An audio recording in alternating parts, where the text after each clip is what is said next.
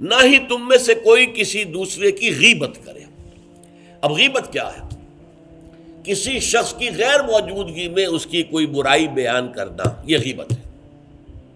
یہ ہے اس کی ٹیکنیکل ڈیفینیشن۔ لیکن یہاں بھی جان لیجئے ہر غیبت غلط نہیں ہے۔ بس اوقات ایسا ہوتا ہے کہ آپ کا کوئی بھائی ہے، وہ کہیں رشتہ کرنا چاہ رہا ہے اور وہاں کے بارے میں آپ کے پاس کوئی معلومات ہیں ایسی جو اس بیچارے کے علم میں نہیں ہے، اور آپ اسے بتاتے ہیں کہ بھائی وہاں یہ معاملہ ہے، ذرا سوچ لو، تو اس میں در حقیقت غیبت نہیں ہے، بلکہ یہ اپنے اس بھائی کو کسی برائی سے بچانے کی کوشش، اس میں اس کے ساتھ نصح اور خیر خواہی کا جذبہ ہے، نہ کہ ان کو بدنام کرنے کا جذبہ۔ اگر کوئی سبب ہے ہی نہیں اور آپ بیان کر رہے ہیں تو یہ غیبت ہے۔ لیکن اگر معاملہ اس طرح کا ہے تو ظاہر بات ہے اسی طریقے سے کوئی کسی قوم کے رہنما ہیں اور بڑی شخصیتیں ہیں، اب ان کے بارے میں یہ ہے کہ پبلک میں اگر آپ کو ان پر تنقید کرنی پڑے تو اس کے اندر بھی دیکھا جائے گا کہ وہاں اس کا ہونا ضروری نہیں ہے، وہ تنقید جو ہے آپ ملک اور قوم کی مصلحت میں کر رہے ہیں۔ تو گویا کہ اس طریقے سے غیبت کی ہر شکل جو ہے وہ حرام نہیں ہے۔ البتہ ایک خیال لوگوں کو بڑا غلط ہے، وہ میں ایک حدیث کے حوالے سے اس کا ازالہ کر دینا چاہتا ہوں۔ یہ حضور سے سوال کیا گیا کہ پوچھا گیا کہ غیبت کیا ہے۔ یہ حدیث ہے، مسلم شریف میں بھی ہے، ابو داؤد میں بھی ہے، ترمذی میں ہے، نسائی میں ہے، یہ حضرت ابو ہریرہ رضی اللہ تعالی عنہ سے، اور امام مالک نے ایسی ایک حدیث جو ہے موطا میں مطلب بن عبداللہ سے جو ہے روایت کی ہے۔ حضور سے پوچھا گیا کہ غیبت کیا ہے، آپ نے فرمایا ذکرو کا اخاک بما یکرہ، تمہارا اپنے بھائی کا تذکرہ کرنا کسی ایسے اعتبار سے جو اسے ناپسند ہو۔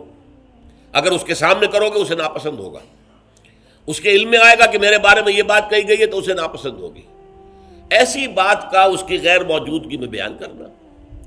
اب قیلا کہا گیا، سوال کیا گیا، افرأیتا کہ حضور آپ ذرا غور کیجئے، ان کان فی اخی ما اقول، اگر میرے بھائی میں وہ شے واقعتاً موجود ہے جو میں کہہ رہا ہوں تو کیا اس صورت میں بھی غیبت ہوگی؟ قال، فرمایا حضور نے، غور سے سنیے، ان کان فیہ ما تقول فقد اغتبت ہو، اگر تو اس میں وہ برائی ہے جو تم کہہ رہے تو تم نے غیبت کی، وَإِن لَمْ يَكُنْ فِيهِ، اور اگر نہیں ہے اس میں وہ شے اور تم پھر بھی کہہ رہے ہو ما تقول فقد بہتہ، تو تم نے اس پر بہتان لگایا ہے، یہ تو دوہرا جرم ہو گیا، اس میں کوئی خرابی نہیں ہے، برائی نہیں ہے اور آپ بیان کر رہے ہیں تو یہ تو بہتان ہے۔ البتہ کسی میں کوئی برائی ہے، خرابی ہے، نقص ہے تو یہ در حقیقت جو ہے آپ کا اس کی غیر موجودگی میں بیان کرنا یہ غیبت ہے۔ تو اس اعتبار سے غیبت کی جو برائی ہے اس کو اچھی طرح سمجھ لیجئے، اور یہ ہمارے معاشرے کے اندر بہت پھیلی ہوئی ہے یہ شے، بلکہ یہ کہا جاتا ہے اور صحیح کہا جاتا ہے کہ وہ کئی کورسز کا ڈنر ہونے کے بعد جو ہے پھر جب گفتگویں ہوتی ہیں تو معلوم ہوتا ہے کہ سب سے زیادہ لذیذ ڈش جو ہے وہ ایک دوسرے کی غیبت ہے۔ اور ہوتا کیا ہے، شادی کا کہیں پر مجمع لگا ہوا ہے اور جو ہے وہ ابھی بارات نہیں آئی ہے یا کوئی اور مسئلہ ہے، بیٹھے ہوئے ہیں، تو جب 3 آدمی بیٹھے ہوں گے تو کسی اور کی غیبت کریں گے، اور جب ان میں سے ایک اٹھ کے چلا جائے گا تو اب یہ دونوں اس کی غیبت کریں گے۔ یہ ہمارے معاشرے کا عام رخ ہے، یہ ہمارا جو ہے یہ گویا کہ سب سے زیادہ ڈیلیشس ڈش جو ہے وہ غیبت ہے۔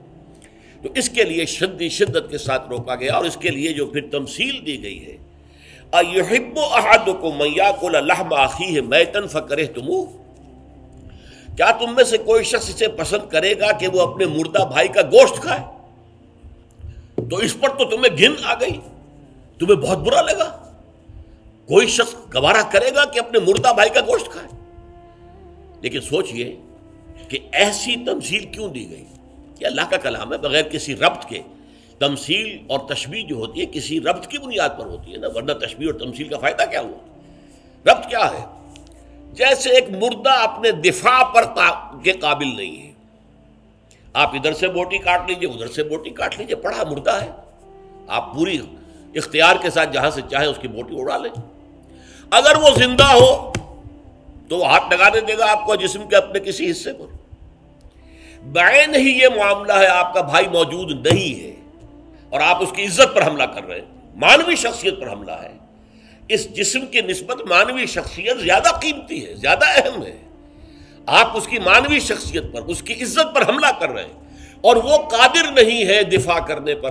اگر وہ ہوتا اور بات کرتے، اور یہ چیز پسندیدہ ہے، اگر آپ پبلک کے اندر اس کے منہ پر کہیے بات تو معلوم ہوگا بلکہ اس میں جو پسندیدہ ترین بات ہے وہ یہ ہے کہ کسی بھائی کا کوئی عیب ہے، علیحدگی میں جا کر بتاؤ بھائی تمہارے اندر مجھے یہ نقص نظر آ رہا ہے، برا نہ ماننا، میں نے تمہاری اصلاح کے لیے کہا ہے، مجھے تم سے کوئی قد نہیں ہے، دشمنی نہیں ہے۔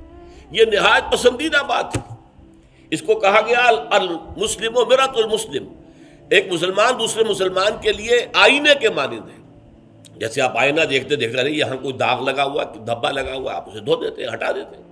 اسی طریقے سے ایک مسلمان کو اپنے مسلمان بھائی کے لیے آئینے کے مانند ہونا چاہیے کہ وہ اسے اس کی خرابیوں پر، اس کی برائیوں پر مطلع کر دے۔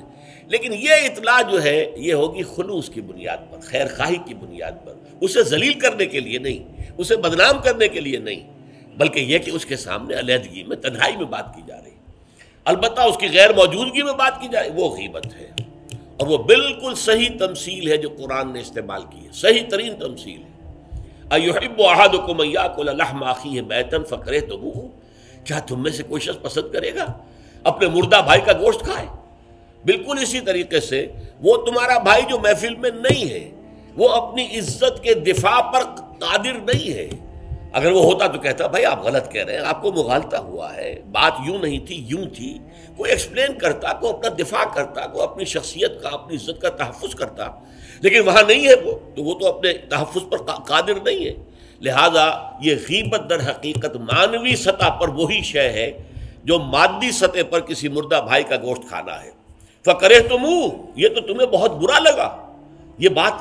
بلکہ اکثر لوگ کہیں گے کہ ایسی مثالیں جو ہیں، کیا ماذا اراد اللہ بہذا مسئلہ، ایسی تمثیل دینا، کہیں گدھے کی تمثیل دی گئی ہے قرآن مجید میں، وہ یہودی جن کے اوپر تورات کا تو بار تو لدا ہوا ہے، تورات پر عمل نہیں کرتے، تو ان کی مثال کیا ہے؟ کمثل الحمار یحمل اسفارا، وہ تو ایسے ہے جیسے کہ گدھا ہے، اس کی پیٹھ کے اوپر کتابوں کے انبار لگے ہوئے ہیں، گٹھری باندھ کر جو ہے مکالمات افلاطون لکھی ہوئی ہے، یا انسائکلوپیڈیا برٹانیکا کی گٹھری باندھ کے رکھ دی گئی ہے، اسے کیا فائدہ؟ اسی طرح سورہ اعراف میں کتے کی مثال دی گئی ہے، کہیں مچھر کی مثال دی گئی ہے، کہیں بکری کی مثال دی گئی ہے۔ تو مثالیں جو ہوتی ہیں وہ معنوی ربط کے اعتبار سے ہوتی ہیں، یہ نہیں دیکھا جاتا کس چیز کی مثال دی جا رہی ہے، جس چیز کے لیے مثال دی جا رہی ہے، مشبہ لہو اور مشبہ بہی، کس چیز کے ساتھ تشبیہ دی جا رہی ہے، کس لیے دی جا رہی ہے۔ اَيُحِبُّ أَحَدُكُمْ أَن يَأْكُلَ لَحْمَ أَخِيهِ مَيْتًا فَكَرِهْتُمُوهُ وَاتَّقُوا اللَّهَ، اللہ کا تقوی اختیار کرو، اس لیے کہ سارے احکام کی روح جو ہے وہ تقوی ہے۔ احکام دھرے رہ جائیں گے، رکھے رہ جائیں گے، کتابوں میں لکھے رہ جائیں گے، اگر اپنے اندر تقوی نہیں ہے، برائی سے بچنے کا ارادہ نہیں ہے، اللہ کے عذاب سے بچنے کا مستقل پختہ مصمم ارادہ نہیں ہے، تو کوئی فائدہ نہیں ان چیزوں کا، بھینس کے آگے بین بجانا ہو جائے گا۔ واتقوا اللہ ان اللہ تواب الرحیم، اللہ کا تقوی اختیار کرو، اور دیکھو اللہ بہت توبہ کا قبول کرنے والا ہے اور بہت رحم فرمانے والا ہے۔ تو دیکھو اگر تمہارے سے یہ خطائیں ہو رہی ہیں، تمہاری شخصیت کے اندر اگر یہ خرابیاں ہیں، تم ان برائیوں کے عادی ہو، تو ان سے اپنے آپ کو پاک کرو، صاف کرو، توبہ کرو، اور اس میں امید دلا دی کہ اللہ تعالیٰ بہت توبہ کو قبول فرمانے والا اور رحم فرمانے والا ہے۔